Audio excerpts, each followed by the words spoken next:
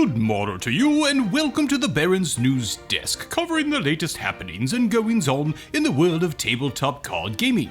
Our first story today comes from the website of the Wizards Play Network, in which it has been announced that Ikoria draft booster boxes have box toppers. Now, the information in this article has to be one of the most befuddling that I have ever read from this particular website. Let's read together, shall we? You're probably familiar with the concept of a box topper, an individual card that's factory sealed inside every box of draft boosters for a given set. They're usually something extra special, and the box topper of Ikoria Lair of Behemoths is no exception. The verbiage in the rest of the article is rather ambiguous. First, it claims that every box of Ikoria comes with a behemoth-sized bonus sitting right on top. This could be interpreted in one of several ways. Is this actually an oversized card, or perhaps two cards that fit together, or are they simply choosing behemoth-sized as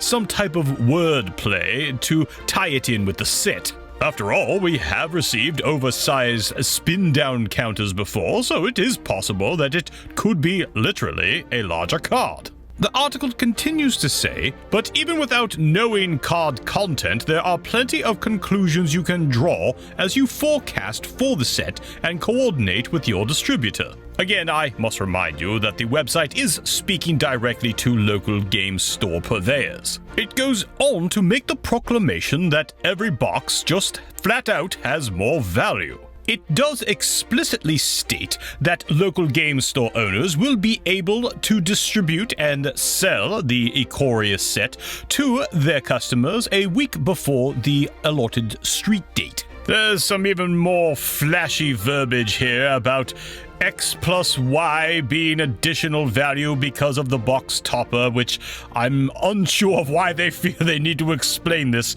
yet again to local game store purveyors.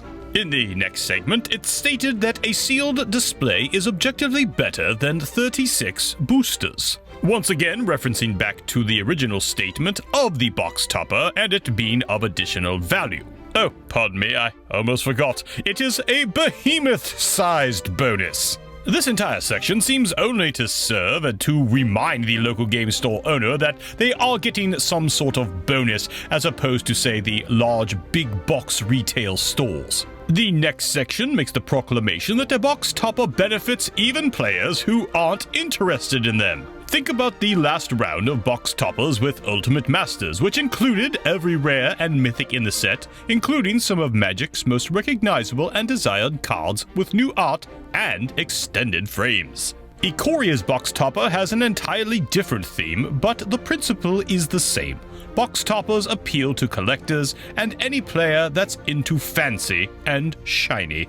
Very well, we made the rather elusive statement that the toppers will be somewhat similar to the Ultimate Masters box toppers, so I suppose we can refer to that as a detail.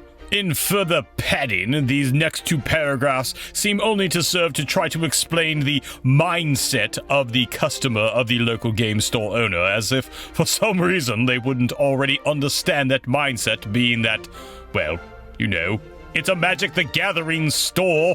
Add it all up, and the box topper adds a huge amount of value to Ikoria Lair of Behemoths, even without knowing what the box topper is.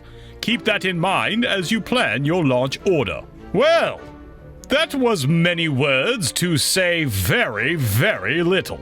I must apologize to you, commoners. I realize I'm sounding rather snide in this video. But the verbiage here is essentially explaining what a box topper is and why a Magic the Gathering player would be interested in a box topper when we've had box toppers for years at this point.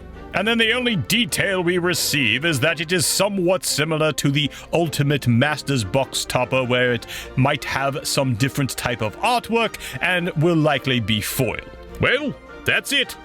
On to the next one.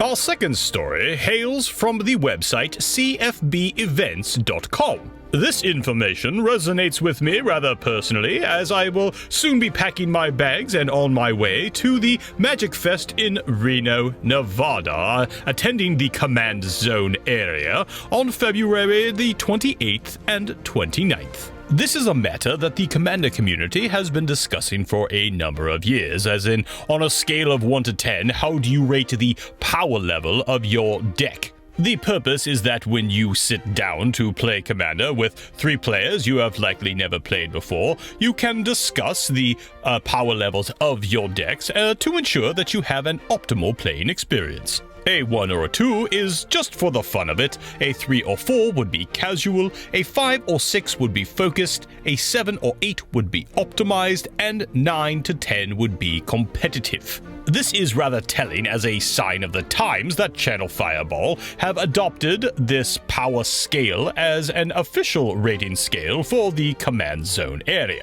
I would venture to say that most of my decks are in the 7 to 8 optimized range, but I do have a couple of decks that can hang with the big boys at the competitive level. Although for myself personally, I tend to pack more of the answers in my decks than the infinite combos myself. I simply like to see how long I can keep those games going.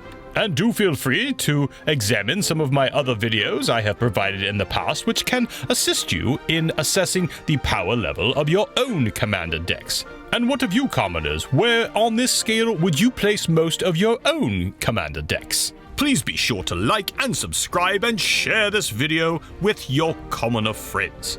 Until next time, cheers!